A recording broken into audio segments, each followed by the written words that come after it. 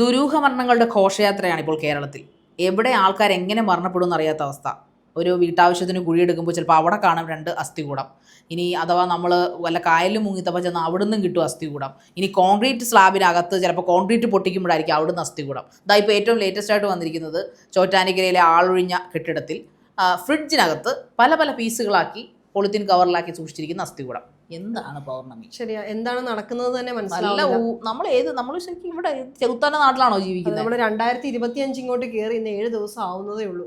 എത്ര വാർത്തകളാണ് അല്ലെ, എത്ര വ്യത്യസ്തമായ വാർത്തകളാണ്, ദുരൂഹമായ വാർത്തകൾ. സിനിമാ കഥ ഉണ്ടാക്കാനുള്ള കഥകളെല്ലാം കേരളത്തിൽ. ഒരുപാട് കമന്റ്സ് ഇപ്പം നമ്മൾ ഡീറ്റെയിൽ ആയിട്ട് പറഞ്ഞില്ല എങ്കിൽ പോലും ഈ ഒരു കാര്യം പറഞ്ഞുകൊണ്ട് പറയാം.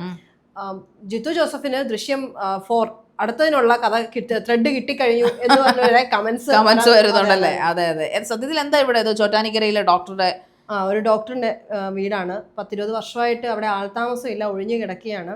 അപ്പോൾ അവിടെ സ്വാഭാവികമായിട്ട് നമുക്കറിയാം 10-14 ഏക്കറിനകത്ത് ഈ ഒരു വീട് മാത്രമേ ഉള്ളൂ. അപ്പോൾ ആൾതാമസം ഇല്ലാത്തപ്പോൾ സ്വാഭാവികമായിട്ടും ആളുകൾ വരികയും അല്ലെങ്കിൽ സാമൂഹ്യ വിരുദ്ധർ എന്നാണല്ലോ പറയുന്നത്. അതെ, നമ്മുടെ നാട്ടിൽ അങ്ങനെയാണല്ലോ. വെറുതെ കിടക്കുന്ന വീടിനകത്ത് സ്വന്തം വീടാന്ന് കരുതി പരിപാടികൾ നടത്തുക, കള്ളു കുടിക്കുക, മയക്കുമരുന്ന്. ഈ പറയുന്ന ഈ ജനുവരി, അതായത് ഈ വർഷം പുതുവർഷ തലേന്ന് അന്നും ആളുകൾ അവിടെ ഉണ്ടായിരുന്നു എന്നാണ് പറയുന്നത്. ഈ നാട്ടുകാർക്ക് ഇങ്ങനെയുള്ള സാമൂഹ്യ വിരുദ്ധരുടെ ശല്യം കാരണം അവർ നിരന്തരമായി പരാതിപ്പെടുന്നു.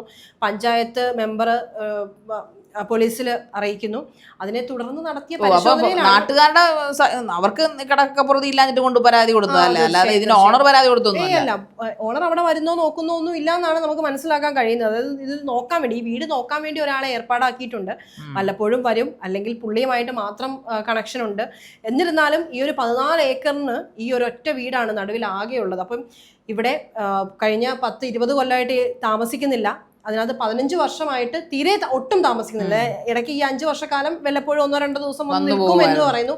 എന്നിരുന്നാലും ഇപ്പോൾ ഈ കണ്ടെത്തിയ ബോഡിക്ക്, അല്ലെങ്കിൽ ഈ കണ്ടെത്തിയ പാർട്സിന്, ഹ്യൂമൻ ബോഡിയുടെ പാർട്സിന് ഏകദേശം 20 വർഷത്തെ പഴക്കമുണ്ടെന്നാണ് പറയുന്നത്.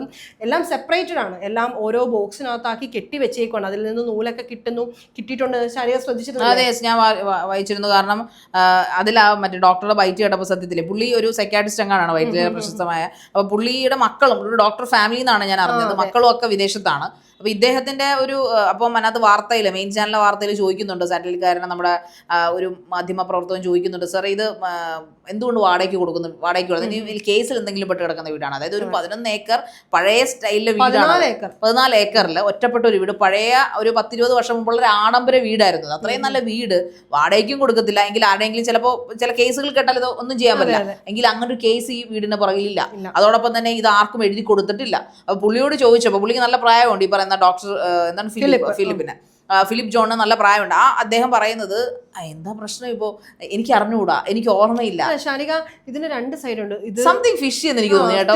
അതായത് ദുരൂഹതയുള്ള ഒരു വശവും പറയുന്നു, എന്നാൽ ദുരൂഹത ഇല്ലാന്ന് പോലീസ് പറയുന്നുണ്ട്. അപ്പൊ തീർച്ചയായിട്ടും ഇങ്ങനെ ഒരു കാര്യം ഇപ്പൊ ഈ പറഞ്ഞ ഡോക്ടർ കഴിഞ്ഞിട്ടില്ലേ? കഴിഞ്ഞിട്ടില്ല. അത് സ്ത്രീയുടെ ആണോ പുരുഷന്റെ ആണോ എന്നൊന്നും സ്ഥിരീകരണം വന്നിട്ടില്ല. എന്നിരുന്നാലും ഇപ്പൊ ഇത്രയും ഈ നിലവിലെ ഇതുവരെ കേട്ട കാര്യങ്ങളെ വെച്ചിട്ട് ചെറിയൊരു ദുരൂഹതയുള്ളതായി തന്നെയാണ് എനിക്കാണെങ്കിലും ഫീൽ ചെയ്യുന്നത്. ഷാരിക്ക് എന്താണ് തോന്നുന്നത്? തീർച്ചയായിട്ടും ഞാൻ ആ ബൈറ്റ് താൻ കണ്ട് എന്നോട് പറയുന്നു, റെഫർ ചെയ്യണമെന്ന് പറഞ്ഞ് നോക്കിയപ്പോൾ സത്യത്തിൽ എനിക്കും പുള്ളി ഒരു psychiatrist by profession, as a doctor എന്നല്ല പുള്ളി സൈക്കാട്രി ആണ് എന്ന് മനസ്സിലാക്കിയപ്പോഴും പുള്ളി പറയുന്നത് വളരെ നിസ്സാരമായിട്ട്, അതായത് ഈ പറയുന്ന പോലെ ഒരു മെഡിക്കൽ പോലീസ് പറയുന്ന അവരൊരു സംശയം പറയുന്നത് ഇതിൽ നൂലുകളൊക്കെ കണക്റ്റഡ് ആണ്. അതായത് ലബോറട്ടറിയിൽ വെക്കുന്ന ഒരു അസ്ഥികൂടം പോലത്തെ ഒരു ഹ്യൂമൻ ബോഡി പോലെയാണ് അവർക്ക് തോന്നിയത്, ഹ്യൂമൻ സ്കൾപ്ചർ പോലെ. അപ്പോൾ അവർ പറയുന്നത് ഈ സ്കൾപ്ചർ പഠിക്കാൻ ഉപയോഗിച്ചാണെങ്കിൽ പോലും ആരുടെ പെർമിഷൻ, ഒരു ഡോക്ടർ ആണെങ്കിൽ പോലും ഡോക്ടർ ഹോസ്പിറ്റലിൽ നിന്നോ മെഡിക്കൽ കോളേജിൽ നിന്നൊക്കെ ആയിരിക്കും കൊണ്ടുവന്നിട്ടുണ്ടാവുക. അപ്പൊ ഇത് ആരുടെ ബോഡി, അല്ലെങ്കിൽ ഇത് എങ്ങനെ കൊണ്ടുവന്നു, അതിനുള്ള പേപ്പേഴ്സ് ഒക്കെ എവിടെ? ഒരു വീട്ടിൽ സൂക്ഷിക്കാൻ കഴിയുമോ? അഥവാ അങ്ങനെ ഡോക്ടർക്ക് അത് ഓർമ്മയില്ലല്ലോ. ഈ പറയുന്ന ഡോക്ടർക്ക്, അതിന് ഓണർ എന്ന് പറയുന്ന ഫിലിപ്പ് ജോൺ അതിന് അറിയില്ല എന്ന് പറയുന്നത്. പിന്നെ അദ്ദേഹം എങ്ങനെയാണ് കൃത്യമായിട്ട് കൈ അത് അപ്പൊ കണ്ടതായിട്ടായിരിക്കല്ലേ പോളിത്തീൻ കവറിൽ സൂക്ഷിച്ചിരിക്കുന്നു? അതായത് ഇത് മെഡിക്കൽ സ്റ്റുഡൻസ് പഠിക്കാൻ ഉപയോഗിക്കുന്ന ഒരു ബോഡിയുടെ രീതിയിൽ തന്നെയാണ് അതിനകത്ത് ഈ ത്രെഡുകൾ ഉള്ളതും, അല്ലെങ്കിൽ ഒന്നും വലിച്ചു വാരി ഇട്ടിരിക്കുകയല്ല. അതായത് ഹ്യൂമൻ ബോഡീനെയാണ് പറയുന്നത്, വലിച്ചു വാരി ഇട്ടിരിക്കുകയല്ല. എല്ലാം അടുക്കി കവറിനകത്ത് കെട്ടിയാണ് വെച്ചിരിക്കുന്നത്. പിന്നെ മറ്റൊരു കാര്യം പറയുന്നത് എന്താണെന്ന് വെച്ചാൽ, ഈ വീട്ടിൽ താമസം ഇല്ലാതെ നമ്മൾ ആദ്യം തന്നെ സൂചിപ്പിച്ചല്ലോ. ഈ താമസം ഇല്ലാതിരിക്കുമ്പോഴും ഇവിടെ ഉണ്ടായിരുന്ന മറ്റു ഫർണിച്ചറുകളൊന്നും ഇവിടെ ഇല്ല. പിന്നെ അത്യാവശ്യം കേടുപാടുകളുള്ള 1-2 സാധനം ഒഴികെ മറ്റൊന്നും ഈ വീട്ടിലില്ല എന്നും പറയുന്നു. അപ്പോൾ എന്തിന് ഈ ഫ്രിഡ്ജ് മാത്രമായിട്ട് ഇവിടെ വെച്ചു എന്നൊരു ചോദ്യവും ഉയരുന്നുണ്ട്. അത് മാത്രമല്ല ഈ പറയുന്ന മെയിൻറ്റെയിൻ ചെയ്ത് ഉപയോഗിച്ചില്ലെങ്കിലും സാമൂഹ്യ വിരുദ്ധർ കയറി കഴിയാൻ മാത്രമായിട്ട് ഇത്രയും നല്ലൊരു വീടും ഇപ്പോഴാണല്ലോ അതിങ്ങനെ നശിക്കപ്പെട്ടത്. ഇത്രയും വലിയൊരു പറമ്പും ഇദ്ദേഹം ഒരു മെയിൻ്റെനൻസ് പോലും ചെയ്യാതെ 14 ഏക്കറും ഈ വീടും ഇവിടെ നിൽക്കുമ്പോൾ അതിനോട് ചേർന്ന് തന്നെ, അല്ലെങ്കിൽ എറണാകുളം ജില്ലയിൽ തന്നെ കൊച്ചി ചോറ്റാനിക്കര എന്ന് പറയുന്നത് ഈ വൈറ്റിലും വലിയ ദൂരമൊന്നും അല്ല. ഒരു മാക്സിമം കൂടുന്ന 1.5 hour ട്രാവലിംഗ് കാണുമായിരിക്കും ചെറിയ കഷ്ടിച്ച്, അത്രേ കാണുള്ളൂ. ഒരു 1 hour ട്രാവലേ കാണുള്ളൂ. ആ ഒരു സ്ഥലത്തേക്ക് അദ്ദേഹത്തിന് പോകാൻ പറ്റുന്നില്ല എന്ന് പറയുമ്പോൾ ഒന്നുകിൽ അദ്ദേഹം അത് സെയിൽ ചെയ്യുക, അത് ശരി അദ്ദേഹത്തിന്റെ പേഴ്സണൽ ഇഷ്ടമാണ്. അദ്ദേഹം ആ ഒരു ജില്ല വിട്ടാണ് താമസിക്കുന്നത്. വിദേശത്താണ്, ജില്ലയിൽ തന്നെ മാറി താമസിക്കുകയാണ് കുടുംബവുമായിട്ട്. ഇതിൽ എന്തൊക്കെയോ ഒരു സംതിങ് ഇനിയിപ്പോ പോസ്റ്റ്മോർട്ടത്തിന് ശേഷമായിരിക്കാം ചിലപ്പോൾ ഇനി ആണിന്റെ ആണോ പെണ്ണിന്റെ ആണോ, അതോ ഇത് ലാബിൽ ഉപയോഗിച്ചുകൊണ്ടിരുന്ന സ്കെൽട്ടൺ ആണോ, അതോ അതിന് പകരം ഇനി മറ്റെന്തെങ്കിലും ആണോ. കാരണം നമ്മുടെ കേരളത്തിന്റെ അവസ്ഥ ഇപ്പൊ വളരെ മോശമാണ്. കാരണം ഒരുപാട് കൊല്ലങ്ങൾ പുറകിൽ നടന്ന സംഭവം ഞാനത് പറയാൻ വരുമായിരുന്നു. 18 വർഷവും 20 വർഷത്തിന് ശേഷമുള്ള ഈ പറയുന്ന കേസുകൾ ചുരുളഴിയുന്നു. അതോടൊപ്പം ഞാൻ ഈ കോൺക്രീറ്റിന്റെ കാര്യം ഞാൻ തമാശയായിട്ടോ ഒരു ഇൻട്രോയ്ക്ക് വേണ്ടി പറഞ്ഞല്ല.